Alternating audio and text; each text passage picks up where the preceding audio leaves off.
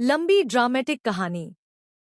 हवेली की ऊंची दीवारों के बीच से आती ठंडी हवाएं उस रात एक अजीब सी बेचैनी का संदेश ला रही थी। पूरे पोदार परिवार की हवेली में खामोशी छाई हुई थी। कुछ देर पहले तक जिस हवेली में शादी की शहनाइयां गूंज रही थी, वहां अब मातम का सन्नाटा था। अंशुमन की निढाल लाश जमीन पर पड़ी थी और उसके चारों ओर लोग खड़े होकर हैरानी से एक दूसरे का चेहरा देख रहे थे। कोई समझ ही नहीं पा रहा था कि यह सब हुआ कैसे। अभीरा, जिसके माथे पर पसीने की बूंदें चमक रही थी, हिलते हाथों से पानी का गिलास पकड़कर खड़ी थी। सबकी निगाहें उसी पर थी। तान्या का गुस्सा किसी ज्वालामुखी की तरह फट पड़ा। तूने किया है ये सब?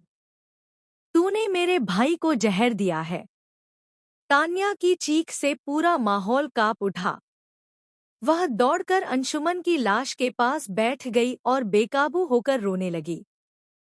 उसकी आंखों में आंसू नहीं, बल्कि खून की आग जल रही थी। मैंने कुछ नहीं किया, अभीरा ने कांपती आवाज में कहा। लेकिन उसकी दलीलों का कोई असर नहीं हुआ। क्रिश, जो अब तक चुप था, अचानक खड़ा हुआ और उंगली उठाकर बोला, तान्या सही कह रही है।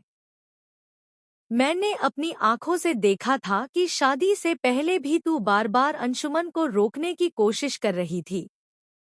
और आज सबके सामने तूने उसे जहर दे दिया। क्यों? क्यों किया तूने ऐसा? भीड़ में फुसफुसाहट शुरू हो गई। पोदार परिवार के बड़े बुजुर्ग भी हैरान थे। किसी को विश्वास नहीं हो रहा था कि अभीरा, जो सबकी चहेती बहू थी, ऐसा कर सकती है। लेकिन सच ये था कि कहानी में खेल और गहरा था। अरमान, जो अब तक सब सुन रहा था, आगे आया। उसकी आंखों में गुस्से और दर्द का तूफान था। उसने जोर से कहा, बस, बहुत हो गया। बिना सबूत के किसी पर इल्जाम लगाना बंद करो। अभीरा ने कुछ नहीं किया। मैं उसकी आंखों को जानता हूँ, उसकी सच्चाई को पहचानता हूँ। वह ऐसा कर ही नहीं सकती।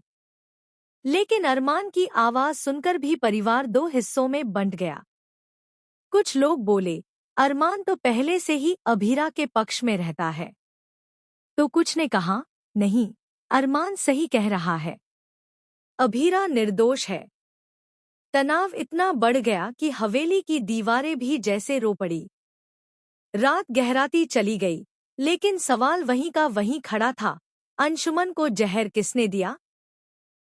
तान्या का गुस्सा रुकने का नाम नहीं ले रहा था। वह चीख चीख कर कह रही थी, अगर इस हवेली में इंसाफ है, तो अभीरा को सजा मिलेगी। मैं पुलिस बुलाऊंगी। और देखना, तुझे जेल में सड़ते हुए छोड़ूंगी। यह सुनते ही मायरा, जो अब तक चुप थी, अचानक बोल उठी, नहीं तान्या दीदी, ऐसा मत कहो। मुझे नहीं लगता कि अभीरा ऐसा कर सकती है। लेकिन तान्या ने मायरा को धक्का देते हुए कहा, तू चुप रह। तुझे कुछ नहीं पता। तुझे पता भी है, मेरे भाई की जान चली गई। और इसकी वजह सिर्फ अभीरा है। मायरा सहम गई। उसका दिल कह रहा था कि कुछ गड़बड़ है, लेकिन वह सच बोलने की हिम्मत नहीं जुटा पा रही थी। शॉकिंग ट्विस्ट की शुरुआत। तभी अचानक हवेली के एक कोने से एक बूढ़ा नौकर दौड़ता हुआ आया। उसके हाथ में अंशुमन का मोबाइल था। उसने कांपती आवाज में कहा, मालिक, ये देखिए। सबकी नजरें फोन की स्क्रीन पर टिक गईं। उसमें एक वीडियो था। वीडियो में अंशुमन अकेले कमरे में बैठा शराब पी रहा था और किसी से फोन पर बहस कर रहा था। अंशुमन की आवाज गूंजी, अगर तूने ये बात सबके सामने बताई तो मैं तुझे बर्बाद कर दूंगा। याद रख, मेरे पास भी तेरे बहुत राज हैं। सब हैरान रह गए। ये बात किससे हो रही थी? फोन का दूसरा हिस्सा साफ नहीं सु